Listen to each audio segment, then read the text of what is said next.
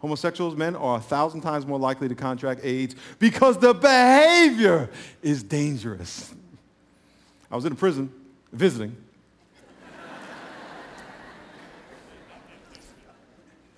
And the guard came to me and said, we were talking about why these fences were through the big yard where they were. I said, how come you don't just have a big field? Why do you have fences? They said, well, we had some inmates recently attack the guards, and they stabbed them with knives that were dipped in feces. And he said, here's what they said. They weren't trying to kill the guards with the knives. They were trying to poison them with the feces. The behavior is poisonous. That's all God is saying. Don't do it. Disease.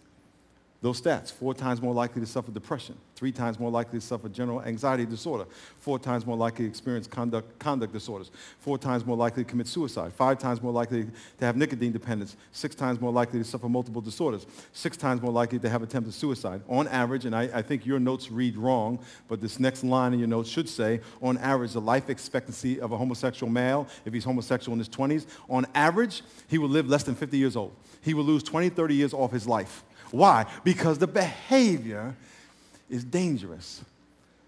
So if you know someone who's a kid and he's gay, a guy, he is most likely going to lose 20 to 30 years off his lifespan because that behavior will take that life off of him. It will kill him earlier. Why? Because the behavior has consequences. Whether you agree with it or not, look it up. And all God is saying is don't do it. It's not like he even has to do anything to anybody. It's just the way it is. It's the way your body's going to respond. Look at number 7. Now, your number 7 says wrong, but let me read number 7 to you because your lesson plan is wrong. Number 7 says marriage and the image of God was given to the church, not the government. Marriage and the image of God was given to the church, not the government. What do I mean by that? Is that if the government of the United States came along and said, okay, every Christian church from now on, when you baptize somebody, you have to baptize them with orange juice. You would say, well, 1, why orange juice? And 2, that is none of your business. That's a church thing. Or if the government says, when you take communion, you can only use saltine crackers, you would say, that is none of your business. That's a church issue. Marriage is a church issue. Has nothing to do with the government. It's in the Bible. God gave marriage. God gave his image. God gave custodians of his image. God gave the symbol of salvation to the church, not the government. So why is the government coming and telling us how to do our business? And why are we letting them? It has nothing to do with the government. Don't be blinded by all this legal, civil union, blah, blah, blah, blah, blah. It has nothing to do with what's fair. It has to do with what is right. What is right. And so it's about God gave that to the church. Same-sex marriage, therefore, is an attack on this God's symbol of salvation and the power of his image. It is an attack because here's the thing. You got groom, bride, Jesus, the church, blood covenant. And the devil says, man and man, and these men don't even know, maybe there'll be a girl one day. So it may be man and man today. They may get married and change. This guy's now a girl, and he's a man. Then this guy's now a guy. And the whole God image is completely confused. There is no such thing as a metaphor for salvation. Because certainly the blood covenant being converted to a covenant of same sex and all that goes along with that union is not the same. It's a perverted version of it. That's what the devil's doing. If we give up that and we say, God, that's cool, then shame on us. The reason when God destroyed Sodom and Gomorrah, you know what he told Lot? Lot was Abraham's nephew. You know what he told him? Lot, you need to get out of the city. And Lot was a righteous man. He said, Lot, if you don't get out of the city, you're going to die too. He said, Lot, if you don't get out of the city, you're going to die too. Why? Because I am so fed up with what has happened to this culture. I am destroying everything. This is God now.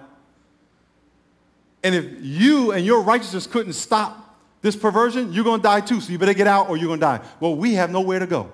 You can't run out of Sodom and Gomorrah. We live here in America. We have to stand up for righteousness. And you can say, well, I'm not going to do anything. Well, then you have to deal with God on that. Look at number 8 in your notes. Marriage is designed to be a lifelong commitment. Marriage is designed to be a lifelong commitment to one person, by the way. To one person. Now, 8A, the average married gay person has 6 partners per year in addition to their significant other. 75% of identified gay men have 100-plus partners in their lifetime. Homosexual marriage lasts about 2 years. You say, where do all these stats come from? Read the bottom of your lesson plan. You go look it up yourself. And guess what? The CDC knows all this. How come they're not telling anybody? They are controlled by the government. They don't want you to notice. The devil, he has a master plan. Now let me say this to you. You wonder where is all this going.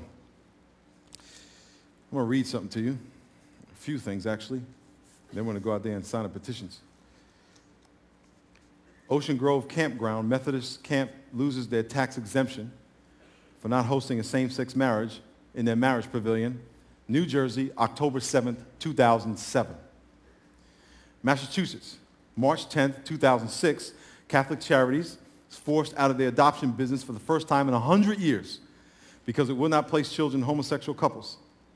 Massachusetts, August 24th, kindergartner was being taught in the schools, which can happen here in California as well, about homosexuality. They had a book called King and King. It was a little children's book. King was looking for a wife. They brought in all the princesses. He had a thing for one of the princesses' brother. They got married and kissed in the book. Kindergarten. Okay? Kindergarten curriculum. 5 years old. The father comes in and says, I don't want my child learning that, and I want you to notify me when you have this teaching so I can take them out of class. And they said, oh, no, sir, you don't understand. When your child comes to school, they belong to the state. And we don't have to tell you, we won't tell you, and we will do what we want, and they will learn this. And he said, no, you don't understand. I'm not leaving until you tell me you're going to. And they handcuffed him and took him to jail. Massachusetts, United States of America. Now, if you don't think this is going to happen to you, they're already doing that, teaching that in California. And worse, now we got the SB 77. Right now, when your kids go to school, you have no right. They will teach them whatever they want to teach them, and they will show them whatever they want. And now, if you're cool with that, fine. But they are scarring their God image. And when you start talking about God the Father, they say, well, can he be a father one day and a mother another day? And when they start talking about mom and dad, they're going to say, well, you know what, in public school in California, there is no such thing as just mom and dad anymore either. Can't do that. So mom and dad, I'm not saying they're going to not know you as mom and dad, but that whole concept is now blurry in California. What's going to happen in 10, 20 years? Can't imagine.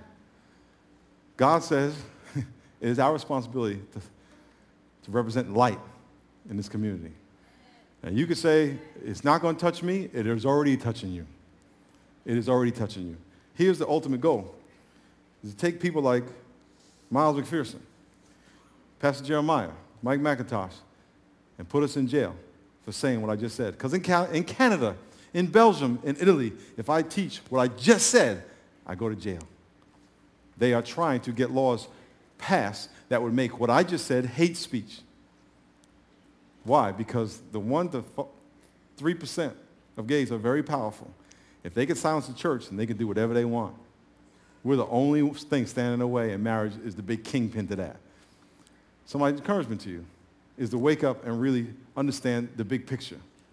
Because the devil is very slick. He is very smart. And he knows how to destroy what God has made. In a minute, we're going to pray. We have 40 people outside with clipboards, and we want you to sign a petition. We need 1 million signatures throughout the state. If you are from another church, please go out there and ask them for materials to take back to your church, because we need to get 1 million signatures by April 1st. Last week, we spent 2 full days driving through LA and Orange County, going to churches, talking to groups of pastors about this last week. Went to 4 churches, telling them about this. A lot of them going, I said, brothers, we're getting punked. We're getting punked. And God is going to hold us accountable. Pastors first, Christians second. He can say, you knew about this, you didn't do anything about it. And when all those little kids walk to school, from now on, when you see kids walking to school and they go into that school, just know the devil says, thank you very much. They're mine now. I'll give them back at 3 o'clock. That is what's happening. Let's pray. Lord, we thank you so much for your word. Lord, I pray that we would stand up and act. I pray